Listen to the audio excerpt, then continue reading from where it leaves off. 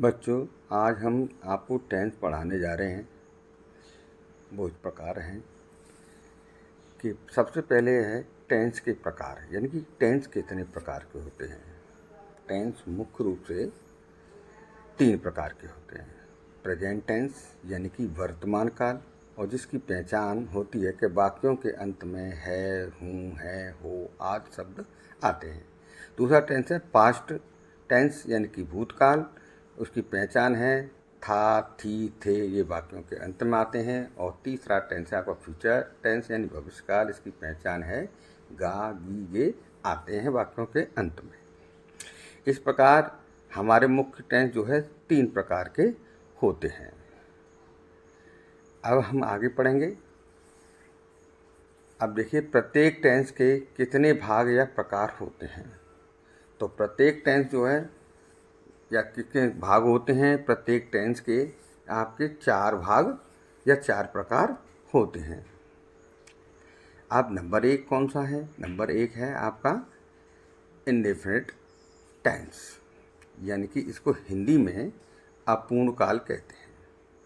इस प्रकार दूसरा भाग होगा आपका कंटिन्यूअस टेंस, जिसे हिंदी में सतत काल कहेंगे। आप समझ गए, सतत माने लगातार, जिसमें कार्य लगातार हो। तीसरा टेंस है परफेक्ट टेंस, जिसे हम पूर्ण काल कहेंगे, अर्थात इसमें कार्य पूर्ण होना पाया जाता है। चौथा जो भाग है आपका परफेक्ट कंटिन्यूअस टेंस है, और इसे हिंदी में पूर्ण समयावधि सतत काल कहा जाता है, अर्थात इसमें कार्य कुछ समय विशेष से प्रारंभ होता है, चाहे वो निश्चित समय हो चाहे वो अनिश्चित समय हो।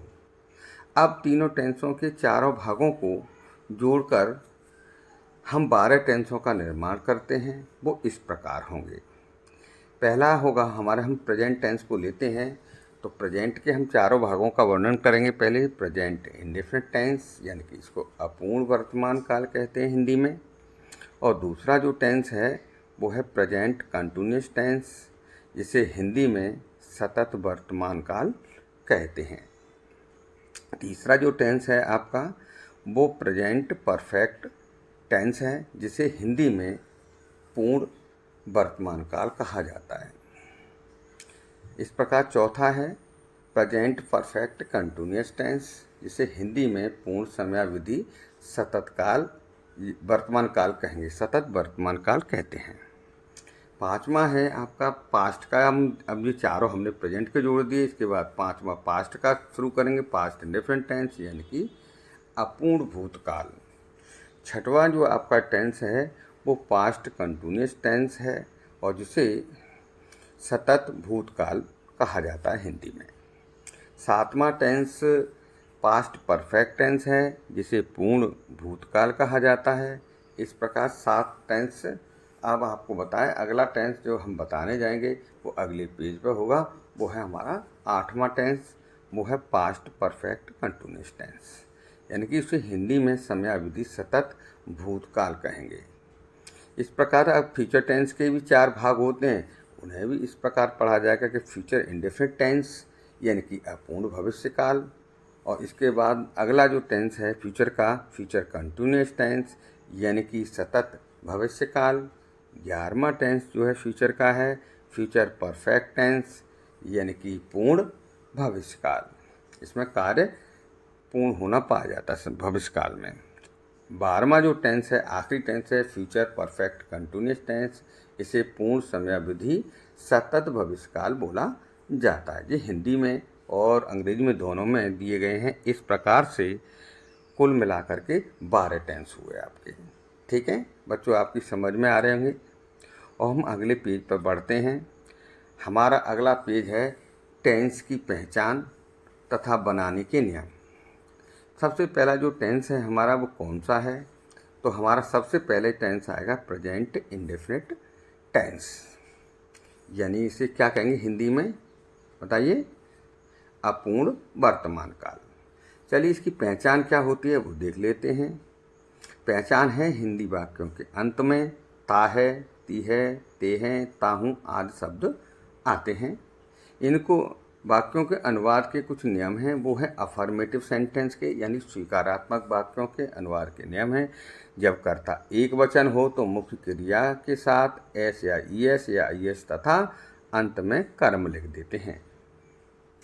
एग्जाम्पल के तौर पर अगर देखें तो हम देखते हैं कि वह स्कूल जाता है, तो हम लिखेंगे उसे ही गोज टू स्कूल, क्योंकि गो जो क्रिया है और इसके अंत में जो है स्वर आया है तो उसमें ईएस लगाते हैं। अगला सेंटेंस है मदन अंग्रेजी पढ़ता है, तो मदन रीड्स इंग्लिश। इस वाले में हमने देखा कि रीड में जो है व्यंजन शब्द आया है, और जब व्यंजन शब्द आते हैं तो हम एस लगा करके उस वाक्य को लिखते हैं। तीसरा है सीता पतंग उड़ाती है, सीता फ्लाइस ए काइट, यानी कि वाई को हटा करके हमने IES लगाया। इन तीनों नियम बताए हैं, कहाँ एस लगेगा कहाँ ईएस लगेगा।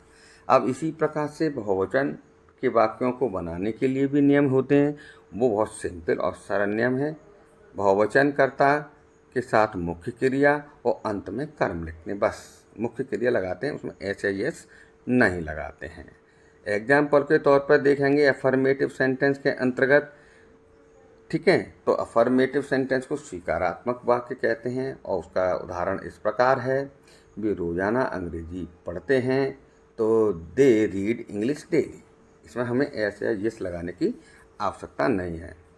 तुम पतंग उड़ाते हो, हमने उसी सेंटेंस को लिखा। देखिए यहाँ पर हमने फ्लाई लिखा है, यू फ्लाई अ काइट, तुम एक पतंग उड़ाते हो, हमने IES लगाने की आवश्यकता नहीं है। मैं बाजार जाता हूँ, उसको किस तरह से लिखेंगे, आई गो टू मार्केट। लड़के फुटबॉल खेलते हैं, तो उसको कैसे लिखेंगे, द बॉयज प्ले फुटबॉल। ठीक है, ये चूँकि बहुवचन के वाक्य हैं और बहुवचन के वाक्यों को आप इस प्रकार कर सकते हैं कि मुख्य क्रिया में लगा करके। नेगेटिव सेंटेंस यानी कि अब इसी के जो है अफर्मेटिव होने के बाद नेगेटिव सेंटेंस आए, उसमें नकारात्मक वाक्यों के लिए नियम है कि आपका जब सब्जेक्ट यानी कर्ता एक वचन हो तो डज नॉट और मुख्य क्रिया प्लस कर्म लगाते हैं, उसमें अब यस नहीं लगाएंगे। एग्जाम्पल के तौर पर देखें तो वह खाना नहीं बनाती है, तो she does not cook the food. ठीक है, नहीं की जो अंग्रेजी है वो डज नॉट लगाई जाएगी सहायक क्रिया के साथ। वह बाजार नहीं जाता है, ठीक है, he does not go to market. चपरासी घंटी नहीं बजाता है, तो the peon does not ring the bell.